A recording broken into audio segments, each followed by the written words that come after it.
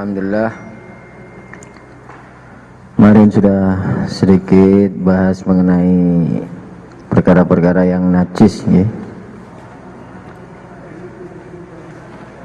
Di antara yang najis kemarin yang pertama, keluarnya sesuatu dari dua jalan manusia, kotoran manusia. Kemudian yang kedua, kotoran binatang, baik dari hewan yang halal dimakan dagingnya. Walaupun ada sebagian ulama yang berpendapat bahwa kotoran hewan yang halal dimakan dagingnya, ada yang mengatakan dianggap suci, tidak najis. Tapi menurut mazhab kita yang paling kuat tetap kotoran hewan, baik dari hewan yang halal dagingnya, dihukumi najis. Kemudian yang ketiga, wadi, madi, kemudian yang keempat wadi ya. Kemudian darah, nanah, kemudian muntah yang dari lambung, kemudian bangkai ya, bangkai. Dikecualikan dari bangkai manusia, ikan, belalang, dan janin ya, karena hukum janin mengikuti hukum induknya. Kemudian dari rangkaian najis tadi ada najis-najis yang dimaafkan. Ini halaman 61. Halaman 61.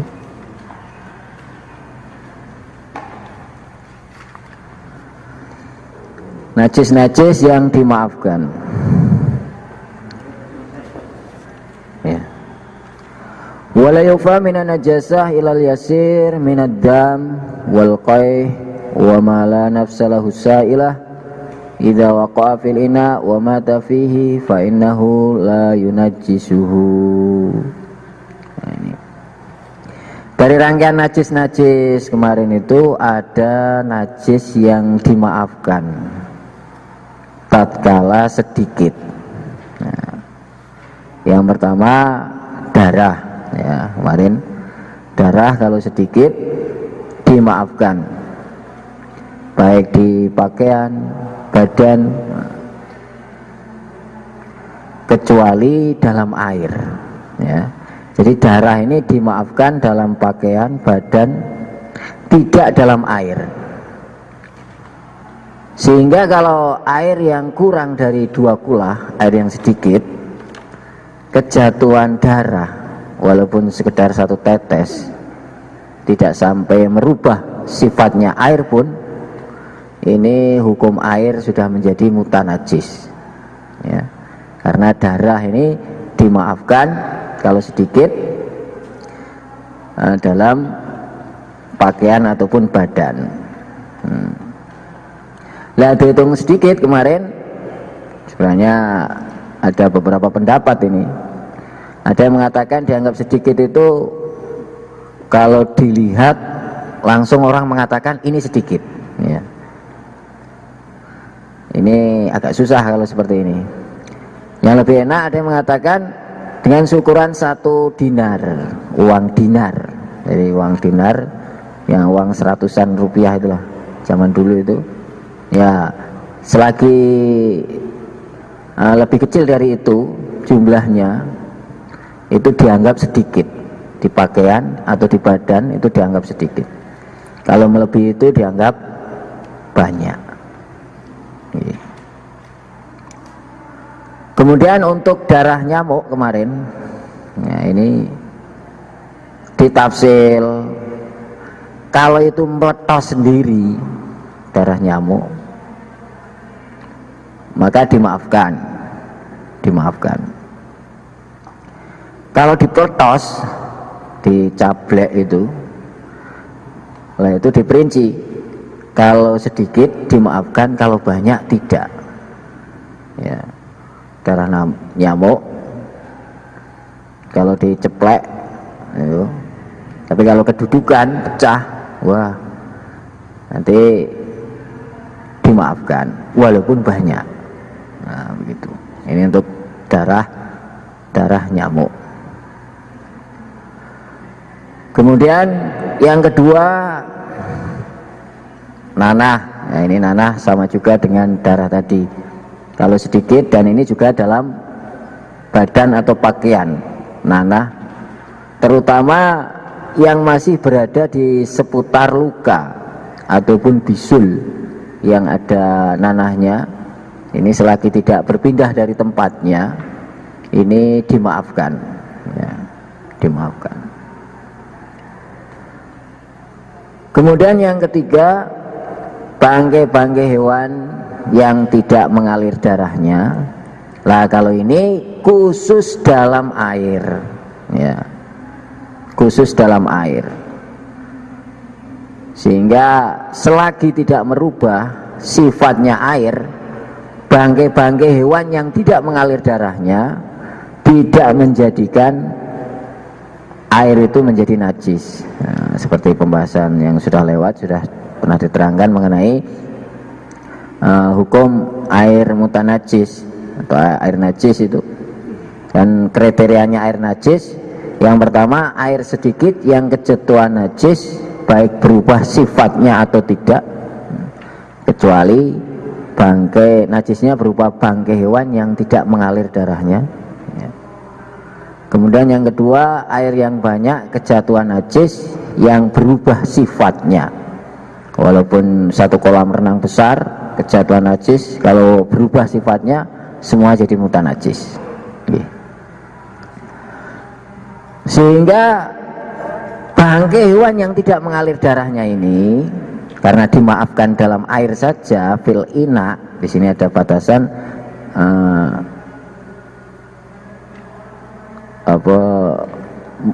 binatang yang tidak berdarah mengalir gitu. Binatang yang darahnya tidak mengalir. Sehingga kalau dalam pakaian, nah ini secara umum tetap dihukumi najis yang tidak dimaafu. Sehingga kalau kita ngantongin bangkai lalat, bangkai nyamuk dibuat sholat, ini sholat kita tidak sah, ya. Walaupun ada juga ulama yang berpendapat, termasuk dari mazhab kita juga ada juga Imam Qofal, tapi secara umum mazhabnya Imam Abu Hanifah, mazhab lain yang mengatakan bangkai hewan yang tidak mengalir darahnya itu tidak najis. Imam Malik dan Imam Abu Hanifah berpendapat bahwa bangkai hewan yang tidak mengalir darahnya tidak najis. Alasannya karena di situ tidak ada yang menyebabkan bau busuk, ya, sehingga tidak dihukumi najis. Nah, tapi kalau menurut pendapat kita, mazhab kita, tetap dihukumi najis secara umum, walaupun ada sebagian ulama yang mengatakan tidak najis juga. Tapi untuk kita ya kita anggap najis saja, ya. Sehingga kalau kita duduk di masjid, nyeplek nyamuk, kemudian mati, jangan dikantongi, ya. Karena kalau dikantongi berarti kita sama saja membawa bangkai, ya. Karena bangkai hewan yang tidak mengalir darahnya itu dimaafkan hanya dalam air saja. Kalau jatuh di air tidak menyebabkan air itu menjadi mutanajis. Tapi kalau dalam pakaian atau badan tidak, kecuali memang darurat yang tidak bisa dihindari. Misalnya bangkai-bangkai laron yang musim hujan, biasanya itu di masjid-masjid, di musola-musola banyak berserakan. Mungkin pas sholat habis salam, tahu-tahu di telapak kaki ada nempel bangkai laron. Nah ini bagaimana ini? Nah kalau ini dimaafkan, ya. Kalau memang susah dihindari, memang sangat banyak, memang itu musimnya. Biasanya kalau musim laron itu kan, masya Allah itu di masjid-masjid itu Ini apakah kalau kedudukan kemudian menjadikan sholat kita tidak sah? Nah ini kalau memang dalam kondisi susah dihindari seperti tadi, maka dimaafkan juga.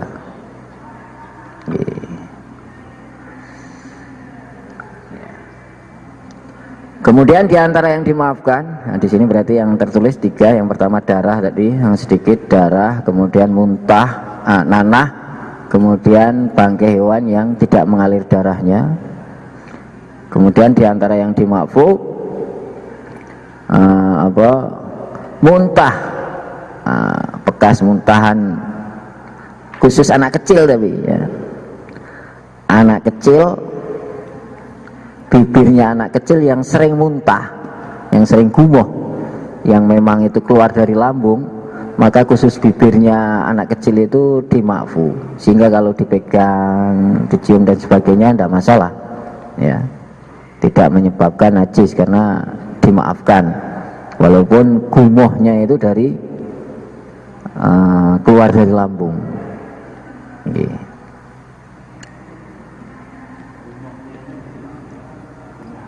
Gumohnya tidak, bibirnya ya. Jadi yang dimaafkan itu bibirnya anak kecil yang habis gumoh. Itu kalau dicium bagaimana, najis apa enggak? Apakah harus dicuci dulu bibirnya? Enggak harus. Ini masalah najis.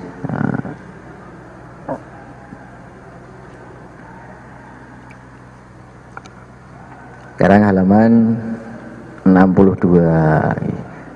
Bab najis mungkin masih ada yang ditanyakan yang kaitan dengan najis, hal-hal yang najis. Nanah yang dimaafu yang berada di seputar luka ya. Kalau sudah keluar dari batasan maka tidak dimaafu, harus dibersihkan ya. Yang masih di seputar luka, kadang-kadang luka itu kan ada nanahnya.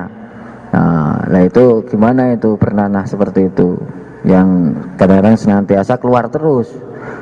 Kalau sedikit maka dimaafkan, tidak masalah. Untuk air yang berubah sifatnya itu, kalau berubah warna itu saya memahami, tapi berubah sifatnya maksudnya? Sifatnya air itu ada 3, warna, rasa, dan bau. Nah itu salah satu itu warnanya berubah, baunya berubah, atau rasanya berubah. Salah satu di antara ini saja ada perubahan, maka menyebabkan air mutanajis. Kalau memang sebab berubahnya karena kejatuhan najis tadi. Ini kalau air yang banyak. Tapi kalau air sedikit, tidak harus nunggu berubah, karena baik berubah atau tidak langsung hukumnya mutanajis ya. Air yang kurang dari 2 kulah, batasan 2 kulah kemarin itu, kalau kejatuhan najis, selagi bukan bangkai hewan yang tidak mengalir darahnya loh ya. Kalau sungai itu biasanya habis hujan itu jadi coklat Iya. biasanya kena lumpur, itu termasuk suci apa? Mutanajis itu kan kalau terkena najis ya. Nah, sedangkan lumpur itu kan bukan najis ya. Lumpur itu tidak termasuk najis. Bahkan perubahan air yang dimaafkan, maksudnya tidak berpengaruh. Yang pertama, perubahan karena saking lamanya diam ya. Ya, karena lama tergenang sehingga berubah warna, rasa, bau. Kalau perubahannya sebab ini enggak masalah, tetap suci mensucikan. Yang kedua, perubahan sebab lumut. Nah, jadi hijau itu ada lumutnya. Kemudian perubahan sebab lewatnya jalannya air. Mungkin lewat pipa yang di situ bau-bau tayangan sehingga bau besi atau bau apa itu. Nah, itu kan berubah sifatnya atau itu. Rasanya berubah agak gimana itu. Seperti itu juga nggak masalah. Intinya perubahan-perubahan sebab perkara suci loh ya. Sebab perkara suci yang memang susah dihindari, maka perubahan itu tidak menjadikan air berubah hukumnya. tetap, maksudnya tetap masih bisa suci mensucikan. Ya. Gitu. Kalau nyamuk jelas berdarah. Ini kalau apa? Terus laron itu setahu saya laron itu tidak punya darah merah. Laron. Ya. Kalau nyamuk itu kan darahnya bukan darah nyamuk, itu darahnya manusia. Lah ya makanya. Makanya kan termasuk hewan yang tidak mengalir darahnya, ya. Termasuk nyamuk itu darahnya itu bukan darah nyamuk, itu darahnya manusia kan yang digigit itu. Hewan-hewan yang tidak mengalir darahnya termasuk laron, lalat dan cecak dan sejenisnya, itu kalau berupa bangkai mati jatuh di air dimaafkan selagi tidak berubah sifatnya. Kalau berubah agak-agak kecut atau warnanya berubah atau baunya berubah, ya hukumnya jadi mutanajis.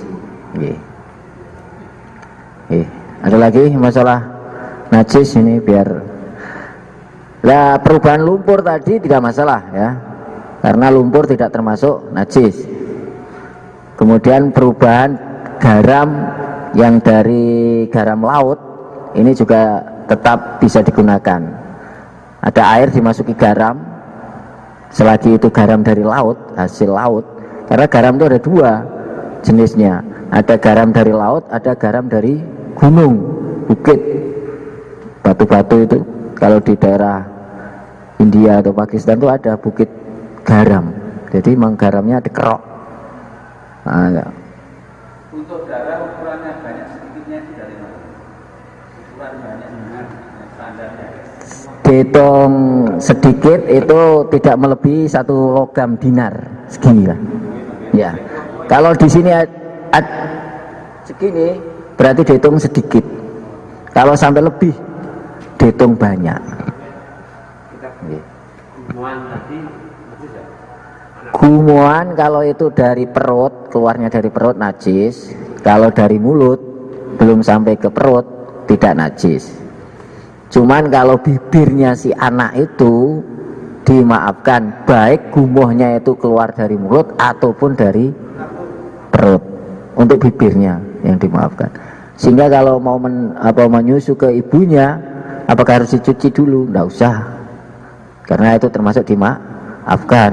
Nah, nanti anak kecil setiap gumuh disiram bibirnya, setiap gumuh dia kepelpekan mangke. Yeah. Seperti itu. Izin Ustaz, menyambung tentang laron tadi kan haram. Itu penyebabnya apa? Kok bisa haram? Oh, karena termasuk dabat. Jadi ada ketentuan hewan-hewan yang haram. Di antaranya yang pertama hidup dua alam. Ini termasuk ketentuan hewan-hewan yang haram. Nah, yang pertama hewan-hewan yang memang ada nas langsung dari Quran hadis yang mengharamkan, termasuk anjing, babi, kemudian apa ini yang masalah halal haramnya ya. Kemudian kalau nggak ada nas ketentuan dari Al-Quran dan hadis, maka dilarikan ke kaidahnya. Kaidah yang haram yang pertama hidup dua alam. Di darat hidup, di air juga hidup, termasuk kodok dan sebagainya, itu hidup dua alam kan. Kemudian yang kedua, hewan-hewan yang disunahkan untuk dibunuh. Hewan-hewan yang disunahkan untuk dibunuh, maka hukumnya haram. Cecak. Kemudian hewan-hewan yang tidak boleh dibunuh, termasuk kodok. Kodok itu ada larangan untuk membunuhnya, sehingga tidak boleh dimakan, karena memakan namanya kan membunuh ya. Ini ya, kodok itu dari dua segi itu. Yang pertama dari dua alam, kemudian yang kedua memang dia termasuk binatang yang ada larangan untuk dibunuh. Ya, apa? Yang ada di konsumsi itu dijual belikan pakai hijau itu. Tetap tidak boleh. Ya. Itu yang memakan itu siapa? Ya. Ya. Tidak setiap perkara yang banyak mengkonsumsi terus kemudian jadi halal. Ya. Jadi kehalalan itu tidak melihat faktor siapa yang konsumsi, tapi memang ada ketentuan seperti itu. Kemudian dari hewan-hewan yang berbuas itu bertaring, termasuk kucing, terus garangan dan sebagainya. Kelawar termasuk bertaring itu, bertaring. Kemudian kalau tupai itu ada dua jenis, ada tupai makan buah-buahan, ada tupai yang makan serangga. Kalau tupai yang makan buah-buahan boleh, kalau tupai yang makan serangga tidak boleh. Itu enggak, ekornya itu ada yang dalam kitab hayawan, itu ada di situ, nanti ada khusus dalam pembahasan hewan-hewan itu, kitab hayawan itu mana yang halal mana yang haram. Cuman setidaknya ketentuan ini yang kita pegang. Kemudian kalau untuk burung yang bercakar, yang memang cakarnya ini digunakan untuk memangsa, termasuk elang, ya bercakar yang memang digunakan untuk memangsa. Kalau burung kan semua punya cakar, tapi tidak semuanya untuk memangsa kan. Jadi sudah 5 ya. Kemudian termasuk. Iya. Garangan itu termasuk bertaring. Kalau garangan itu makan ayam balan itu. Kemudian untuk kalau luwak itu termasuk. Luwak makan apa itu? Luwak itu sejenis kucing itu ya. Bertaring, nggih. Termasuk. Kalau landak itu boleh. Landak boleh. Landak boleh. Landak halal. Kalau luwak, garangan, terus yang sejenisnya itu tidak boleh bertaring. Makanannya apa itu? Kalau landak itu buah-buahan misalnya. Landak makanannya Yeah. Kalau biawak, memang di antara dop dan biawak itu beda.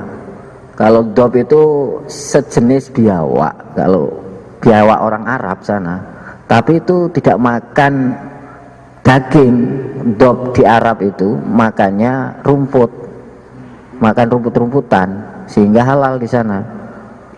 Tapi sebenarnya kata-kata dop, bahasa Arab dop itu maknanya bukan biawak, ya dop, beda jenis itu, cuman hampir mirip, hampir mirip. Karena kalau biawak di sini ini, kalau diartikan dop, makanannya beda. Kalau di sini biawak makan ayam, makan daging, sehingga nggak boleh dia bertaring misalnya, memangsa.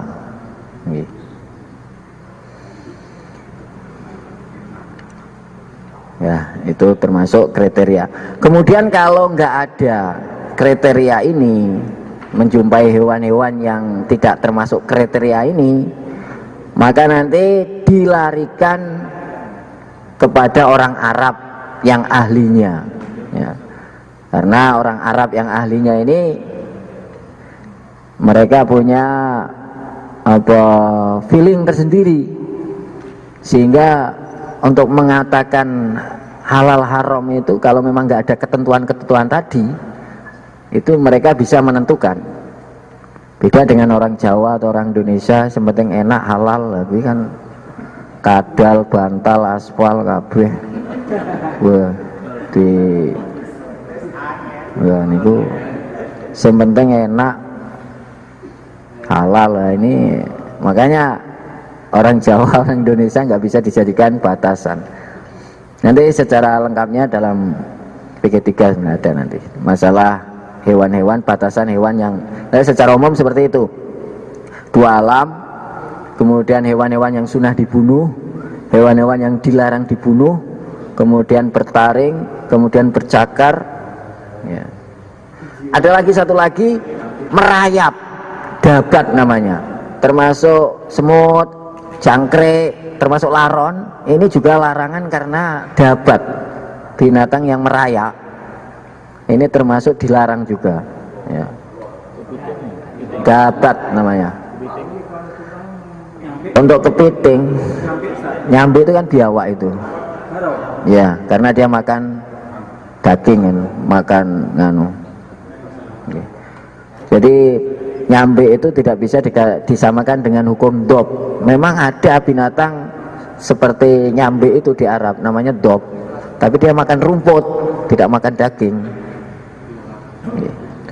Kalau untuk kepiting, ini ada khilaf di antara para ulama. Ulama-ulama yang dekat pesisir halal, karena walaupun di darat agak lama, tapi dia habitatnya tetap di air, sehingga bisa mati juga walaupun mungkin jangka lama. Tapi sebagian ulama ada yang mengatakan tidak boleh, karena itu memang bisa sampai seminggu, kadang sampai sebulan kalau untuk kepiting. Beda dengan rajungan, ya. Kalau rajungan yang bintik-bintik warna-warna itu keluar dari laut langsung mati, kalau yang sistem rajungan itu. Tapi kalau kepiting itu sampai diket-iket di supermarket itu sampai seminggu, sebulan kadang nggak mati. Nah itu makanya untuk kepiting itu khilaf. Ada yang mengatakan, tapi mayoritas ulama Jawa ini kata kiai dulu halal, ya. Karena walaupun lama tapi tetap habitat aslinya itu tidak dalam darat. Ini. Karena saya bawa juga itu. Ada di rumah. Kemarin. Maksudnya? Ya termasuk kata, terus kemudian cuyek, cuyu, buaya, ya. Cuyu itu kan kepiting sawah itu. Cuyu itu tidak boleh, haram. Cuyu tidak boleh. Di sawah biasanya, di kalen-kalen itu namanya cuyu. Kalau kepiting itu khusus di laut, air asin. Oke. Kalau pulang di kamar mandi itu kan bulan kata nggak Pak? Kalau masih hidup tidak masalah. Jadi nanti semua hewan selain anjing dan babi hukumnya suci selagi masih hidup. Yang dipermasalahkan itu nanti kalau mati.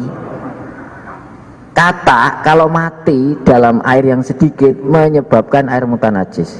Kata ataupun cuyu ini menurut mazhab kita termasuk bangkai yang tidak dimaafkan walaupun dalam air khusus. Kalau anjing itu merasa di Al-Quran sama hadis. Kalau anjing dalam hadis, kalau babi dalam Al-Quran. Ya, larangan baginda Nabi untuk Kalau tawon itu gimana? telurnya apa tawonnya. Kalau masih berupa telur, kemarin kan semua telur hukumnya halal selagi belum berbentuk. Tapi kalau sudah berbentuk, ada kakinya, ada anunya, apa namanya itu biasanya, lah itu tidak boleh. Telur ular, khusus telur ular tidak boleh, karena walaupun telur itu sudah mengandung bahaya, doror. Untuk telur ular itu walaupun telur sudah beracun dia. Apalagi jenis-jenis. Ya ada dua pendapat. Ada yang mengatakan halal, terutama bagi ulama-ulama pesisir laut itu mengatakan halal. Karena walaupun hidup agak lama di darat, tapi itu memang habitat aslinya tetap di laut, begitu.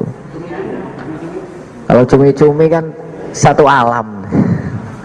Semua binatang yang di laut halal, kecuali ular sama yang hidup dua alam itu, termasuk anjing laut itu kan dua alam juga. Penyu dua alam ya, bisa di darat lama. Iya. Penyu mau kura-kura. Kalau penyunya ya penyu halal, yang nggak boleh itu kura-kuranya ini. Ya. Kalau penyu itu kan yang gepeng, yang lembek itu tidak terlalu keras kayak kura-kura. Bekecot termasuk dua alam ya. Termasuk dua alam, tidak boleh. Bekecot tidak boleh, termasuk haram. Jualan gimana? Dua alam itu di air juga hidup, di darat juga hidup.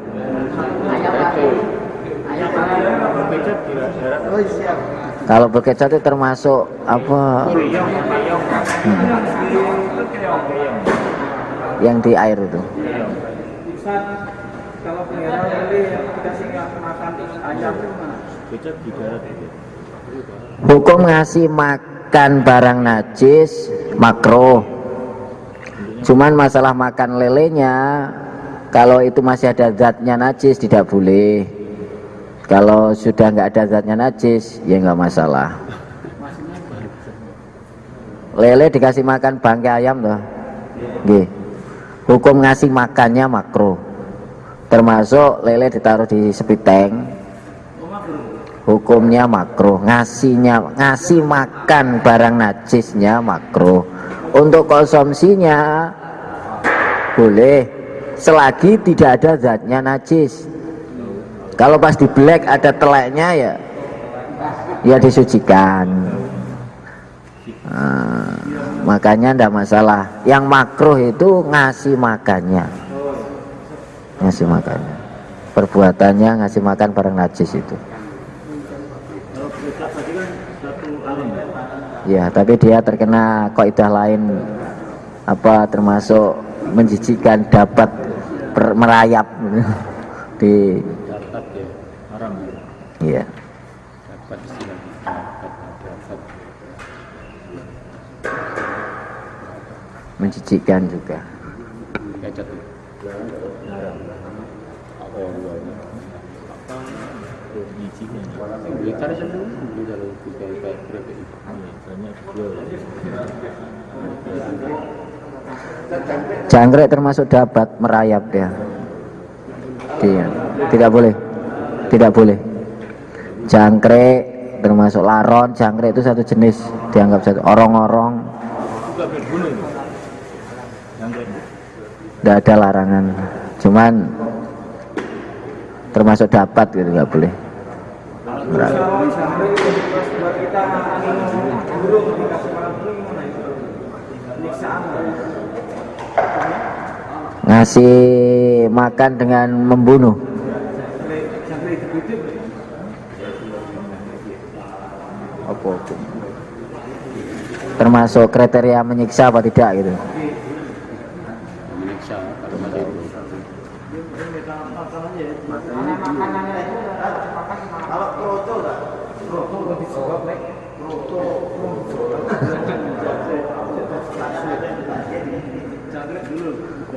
Kalau ngasih makan dengan menyiksa seperti hukumnya mancing dengan cacing. Mancing dengan cacing kan dengan membunuh juga itu. Juga ya. Ya. Nanti ya dicari dulu.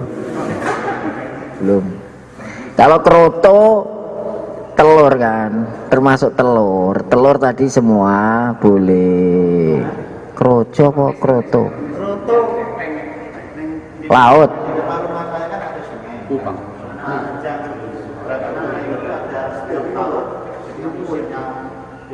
Kremes. Kayak bukur lah. Kayak bukur, kerang, kicing. Ya, itu kan satu alam itu di air loh itu. Kalau di darat kan mati. Ya, boleh. Kupangnya. Kupang. Kupangnya kayak kerangnya Pak kecil-kecil. Oh, yang kecil panjang-panjang itu. Yang lembut, yang panjang ada. Tinggal itu satu alam apa dua alam, Noy? Satu alam. Kalau satu alam tidak masalah. Kalau dua alam, kecuali kalau yang empong-empong yang dijual anak-anak dikasih warna-warni. Nah, itu. Kalau itu dua alam itu.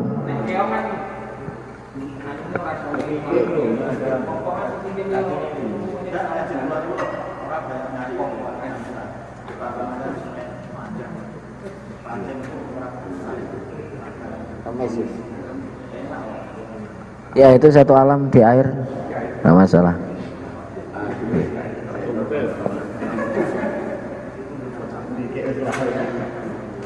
Ya nanti secara terperinci lagi lanjut dalam bab berikutnya, masalah hewan-hewan. Masih hidup suci. Ya. Ini nomor 62. Nah, di situ ada kriteria. Pokoknya untuk menghukumi hewan itu najis atau tidak. Masalah najis atau tidaknya loh. Kalau masalah halal atau haramnya beda lagi ya. Tidak semua hewan suci terus halal. Beda lagi. Karena hukum hewan selain anjing dan babi adalah suci selagi masih hidup ya. Tapi mananya bukan terus halal, tergantung ya. Nanti kucing halal, maksudnya, ya, suci. Tikus itu pun suci, tapi tidak halal. Nah, gitu. Kecuali nanti kalau bangkai, jadi ya, najisnya itu bukan karena hewannya, tapi karena bangkainya.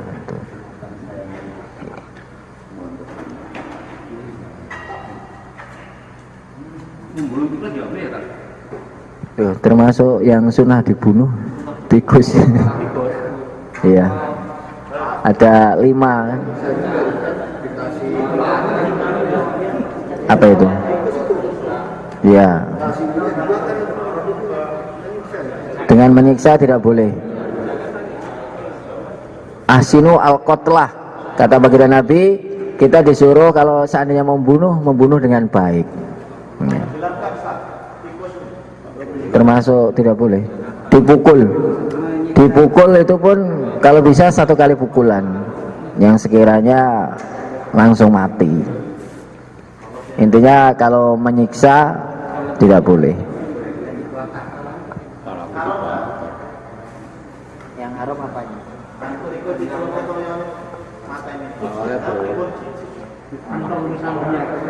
Ditutuk mawon, dilebok ke kresek, dimasukkan di kresek terus dipukul atau dibanting.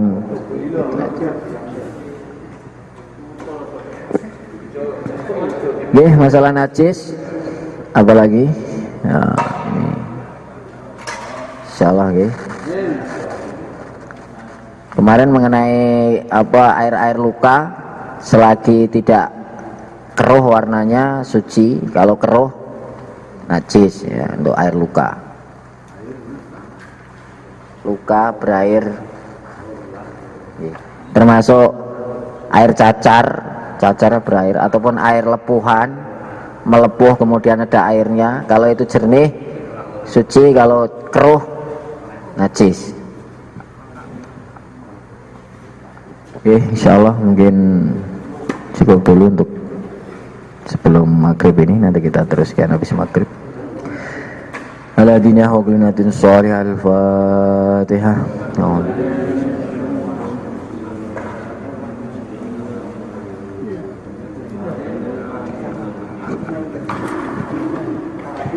Assalamualaikum warahmatullahi wabarakatuh.